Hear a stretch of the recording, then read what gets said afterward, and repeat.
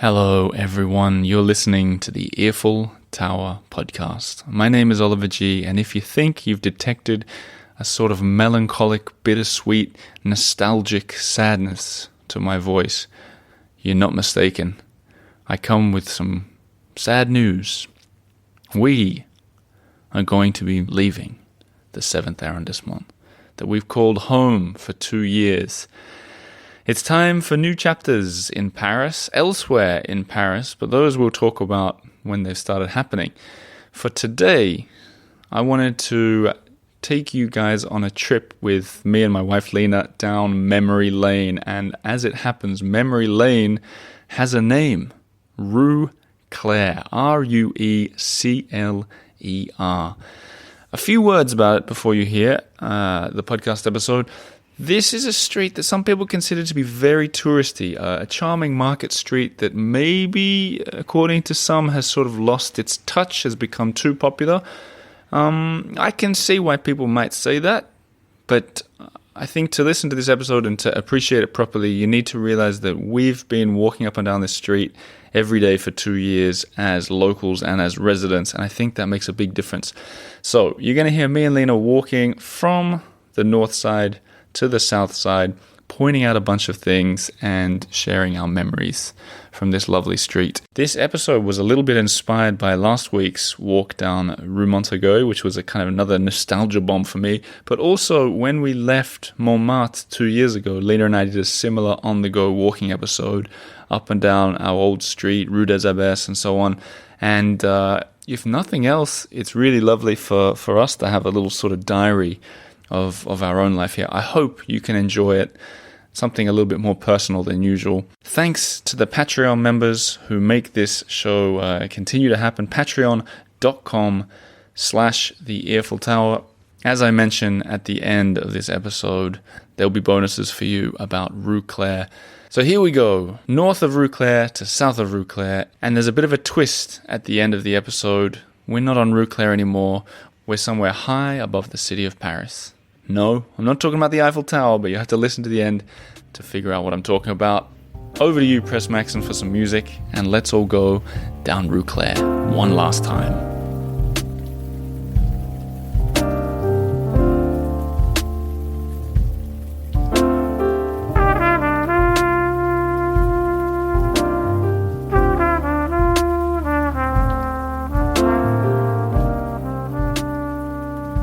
So here we sit, Lina, Norden G. Yes, we do, Oliver G. At the coffee shop, the Bleu Olive. Mm-hmm. Our very favorite. Yeah, Rue de Grenelle. And this coffee shop, we didn't really talk about on the podcast for the past 2 years. I hate to say it, because we wanted to keep it a bit secret. We are selfish. That is so selfish. It's really naughty. It's mean. But we'll do better. But we've so as I said, this is going to be a really sort of personal, nostalgic episode. The staff here have been so kind to us since the beginning. They are family. They actually are. They are a family, family, but they kind of like family to us. But now. even like helping, they were at our Christmas party. They help with babysitting. Like the whole staff has helped with babysitting over the years. And the coffee is great, and the atmosphere is wonderful. And it was especially in our first year here. I think we were here every single day. Oh yeah, definitely. This was without doubt. Yeah, this was a home away from home. So everybody should check that out. And to the level that if you hear the Americans walking in behind us, it's because we're near the American. It's a bit of an American hotspot. Even though it's a French family that runs it. Yeah. So anyway, if you're ever in this neighborhood, go and have a coffee there. We recommend it heartily. And say hi from us to the staff. Just go in, order a coffee. Do. So Oliver and Lina said hi, by the way. Wouldn't that be nice? That'd be so nice. I'd love that. So as we're going to walk down Rue Cler in the 7th arrondissement, how are you feeling? Are you feeling nostalgic? Are you feeling excited to leave? Oh, it's bittersweet, I think. What do you think? I don't know. I'm going to miss it. Yeah, definitely. I never even knew about the street before we got here. I know. It's weird. But now we have all our habits here. You know, it's just our little life and the birth of our son. You know, his whole life has been here. So It was his first street. It was. And as I said on last week's podcast, my favorite street in the city usually changes depending on where we move. So this has been my favorite street. And I know that it's kind of controversial because I say controversial, but I know a lot of people are like, touristy, overrated. when you are here as a resident, when you walk that street every day to drop your son off at daycare, And you know the people. it's a whole different feeling. It is. So with that in mind, shall we walk down this street from north to south and point out all the things that mean a lot to us? One last time. One last time. And you know what? I will add, as a bus comes and splashes us from a puddle, I will add that we're being followed by Augusta, the photographer, which is also a nostalgic thing, because the first time we ever worked together, we started the shoot at a walk show right here in Bleu Olive as we walked down the street with Justin from Milagro. So it's all coming in a big full circle. Yep. You ready, Augusta? Ready? Ready, Lina? Let's do this.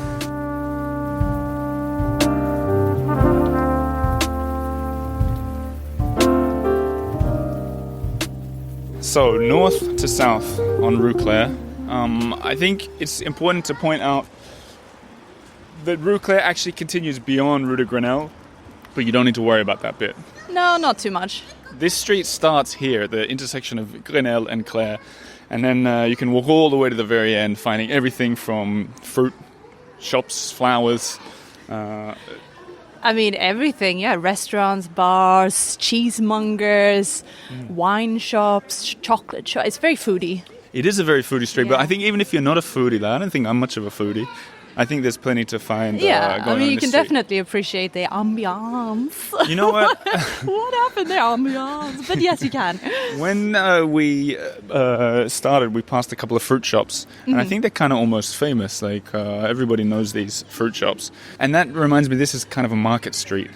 Like, I think a lot of people call it a market street, but I think there's more going on than that. The fruit shops, I mean, there's a bunch of them around. We never really had a particular one. I feel like we switch allegiances depending on the season.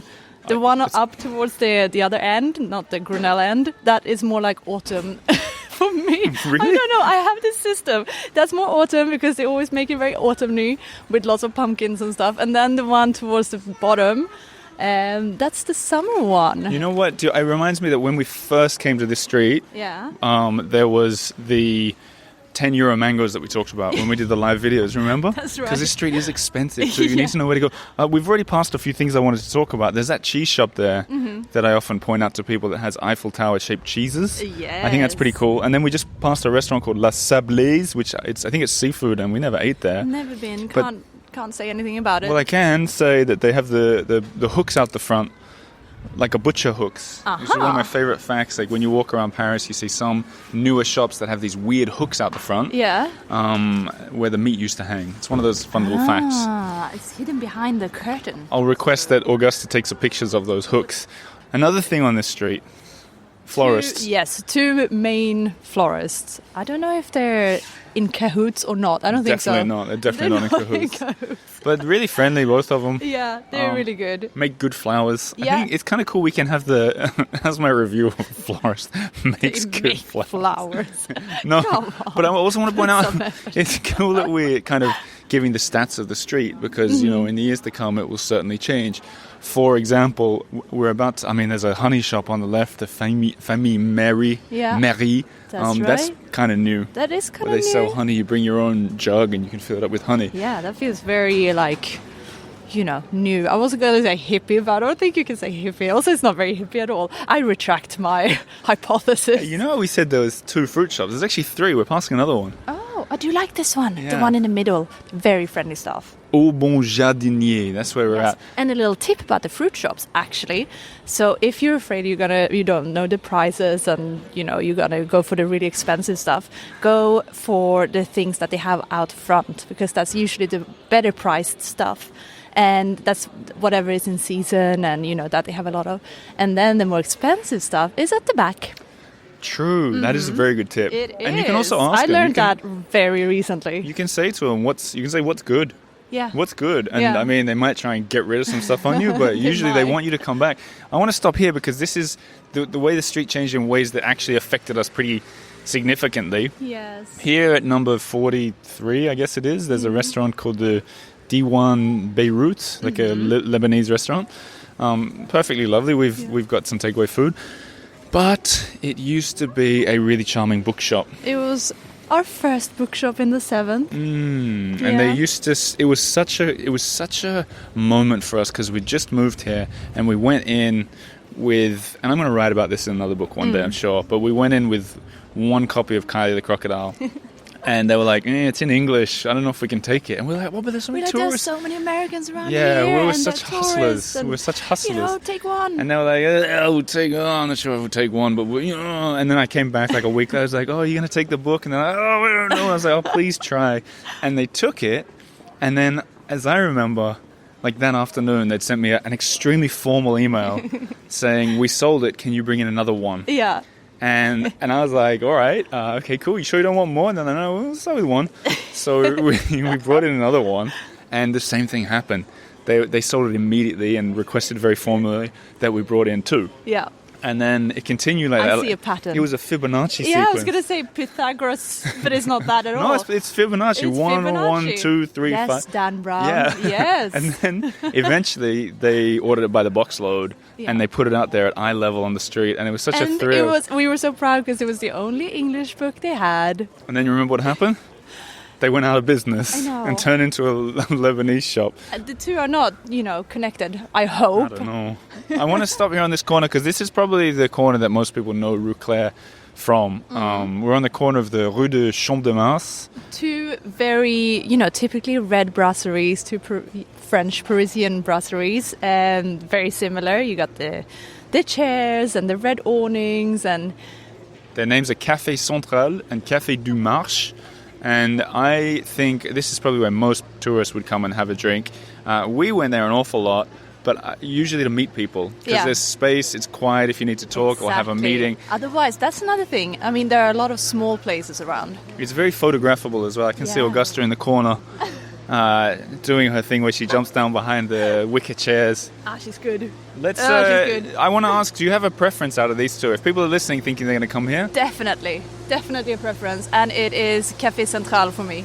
As the street sweeper comes, I'm going to pause for a second. Yes. And we can enjoy our takeaway coffees from Bleu Olive.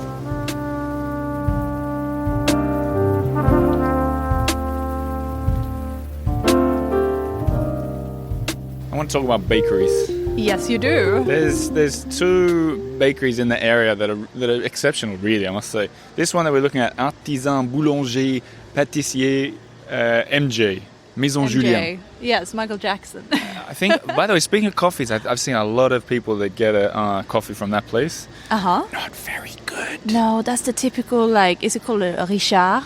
Yeah. The very, very typical bad coffee. You get your coffee from a coffee shop, but you get your baguettes. Baguettes here are amazing. Yeah, the tradition. Yeah. And the croissants. We've been here almost daily. And they've got a crepe thing out the front. Delish crepes. They'll good, make it right on the nice spot. and thin. This place, I once went in there fairly recently, and I said to him, I had the idea, I've never done this before, but I go, what time are the tradition, for those who don't know, is like a type of a baguette.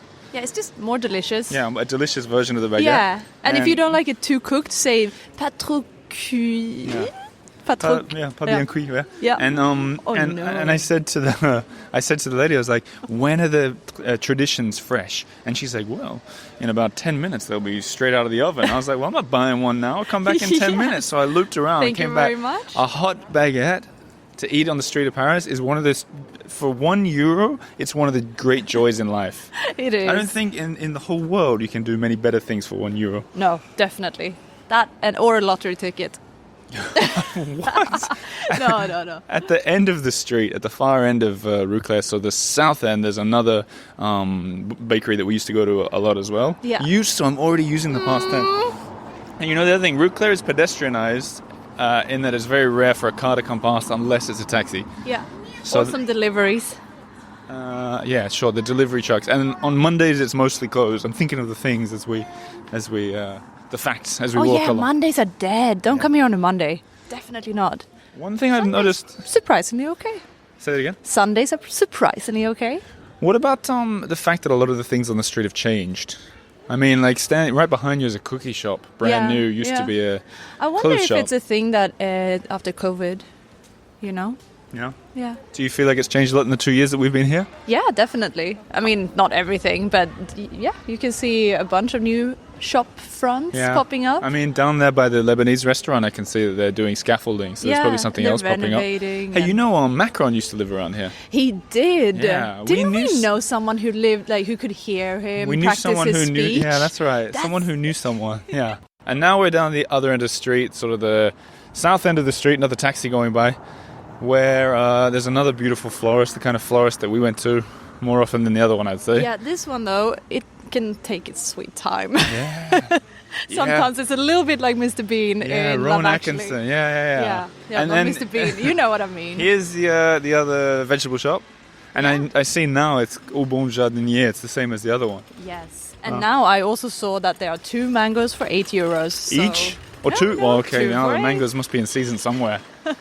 I said to the guy in La Durée, which we just passed, that the south end of Rue Cler is the boring end, and he really took it. I know. He was like, no, there's lots to do. And then he listed everything that there is to do. Well, there's a hardware shop, there's a chocolate shop. I mean, how much can you really do? As we're standing here, though, the chocolate shop is Alain Ducasse, who's the famous chef who survived a plane crash, the sole survivor of a plane crash. I want to interview that guy. What is this? Sounds like a superhero. I know. There's the La Durée and there's the flower shops and everything, but there's also this little I don't know what you'd call it, a deli, like a little deli that a lot of people go to. There's caviar. the tea shop on the right, and then there's this, it's just being redone, the Au Petit Tea. Oh, they have very good onion soup back in the day. Best onion soup. And then very they're either closed down or they're renovating it. And then at the very end, there's the dreaded post office. Shall we give them the time of day, the post office? I mean, there's a post office. You need a post office in your life if you live in France. I think the problem for us as a small business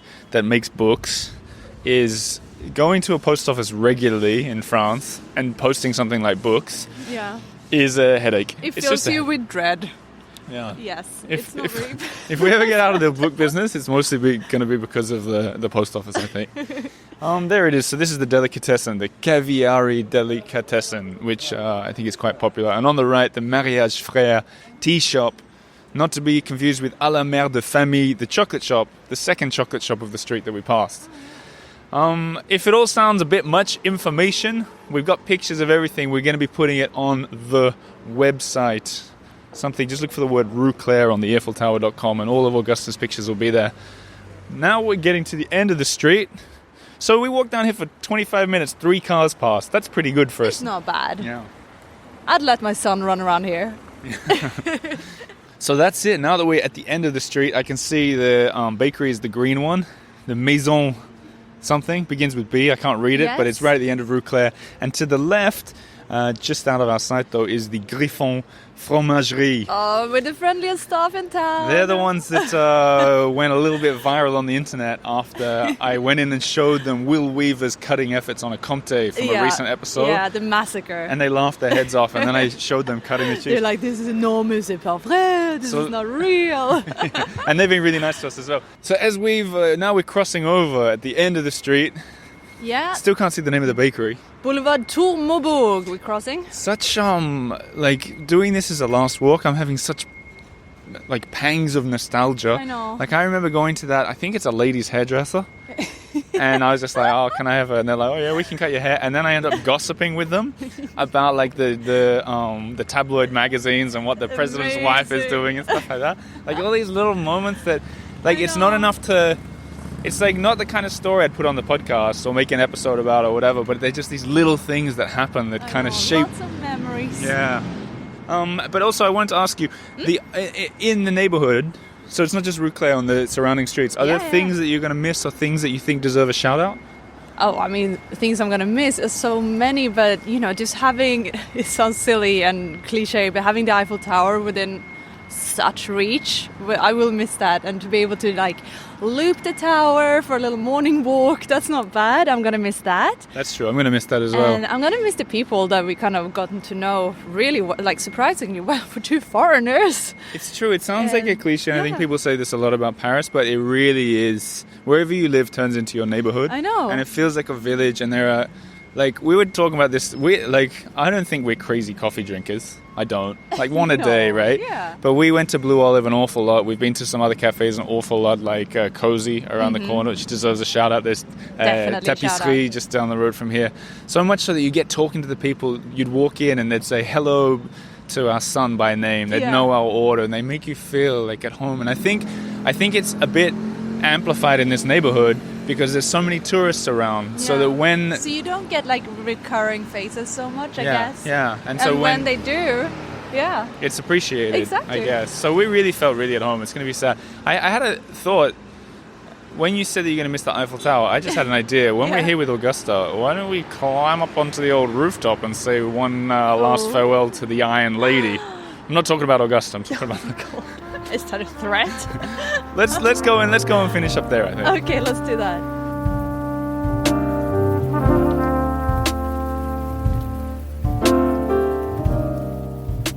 And so, we're sitting on top of the roof. On top of Paris. On top of the world. And it's all about to come crashing down as we move to a different neighborhood. Yeah. But it's kind of funny. We're crouching behind a chimney just in case there's too much wind. But over your shoulder, I can see the Eiffel Tower almost in its entirety. And over your shoulder, I can see Invalides. Oh, I can see the golden reflection of it in your eyeballs. Oh, how romantic. I don't think we've really shared that we can come up on this rooftop. No, we did a little hint, I think, but nothing major. It's a very safe rooftop, so... Oh, yeah, before anyone worries. No worries. It's one of those really rare flat ones. Yeah, and huge. Enormous. It's probably like the size of a basketball court. And maybe I'll do a video up here before we leave, but the sheer number of monuments that you can see from up here is astounding. I can see, like just over there, I can see the Russian church, that one with the golden dome. Yeah.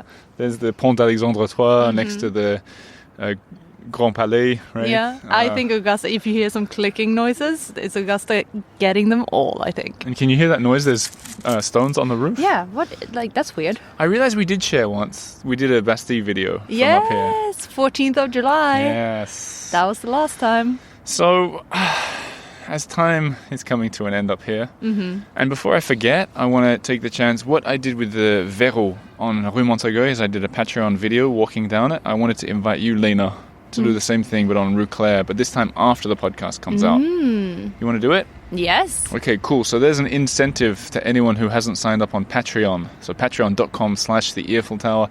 Lovely Lina and myself will walk end to end on Rue Cler and point out all these things that we've been talking about and give you a few behind the scenes details. So if you're a visual person, that's where to go. Exactly. Yes. Patreon.com/the Eiffel Tower.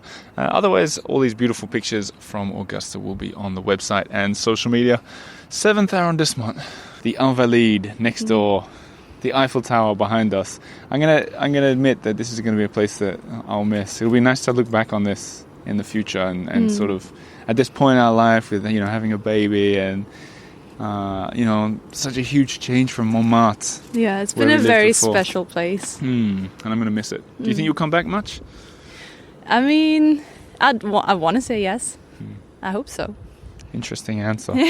That means no. Well, it's also a little indication of maybe what part of Paris we're moving to. And that part of Paris is to be revealed in the future once we've figured it out a little bit. But I will say this, it's different, it's new for us. Yeah? And it's kind of exciting. Yeah, I'm excited. You have a 1 in 19 chance of guessing it at home, which number district it'll be, and we'll come back with more info on it in the future. But for now, Lina, thank you for being my guest on the Eiffel Tower podcast. Well, Oliver, thank you for being a part habitant of the 7th with me. Goodbye, 7th arrondissement. We're going to miss you. Yes, we are. Au revoir, le 7e arrondissement! Oh my God, they're like, good riddance. Police sirens. All right, everybody. Press Maxon with some music to see us out. Merci beaucoup and au revoir.